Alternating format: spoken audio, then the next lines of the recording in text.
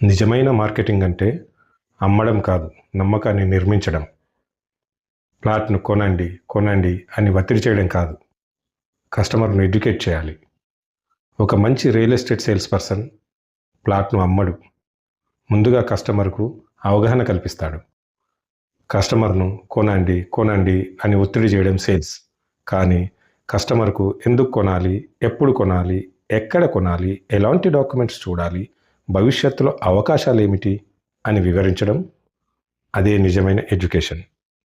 అవగాహన ఉన్న కస్టమర్ తొందరగా నిర్ణయం తీసుకోకపోయినా సరైన నిర్ణయం మాత్రం తీసుకుంటాడు. ఎందుకంటే నమ్మకం ఏర్పడితే అమ్మకం సహజంగానే జరుగుతుంది. గుర్తుంచుకోండి, అమ్మకానికి ఒత్తిడి తాత్కాలికం, అవగాహన శాశ్వతం. కస్టమర్కు విలువైన సమాచారం ఇవ్వండి, నిర్ణయం తీసుకునే స్వేచ్ఛ ఇవ్వండి.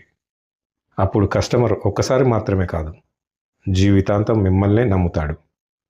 ఎందుకంటే నిజమైన మార్కెటింగ్ అంటే అమ్మడం కాదు, నమ్మకాన్ని నిర్మించడం.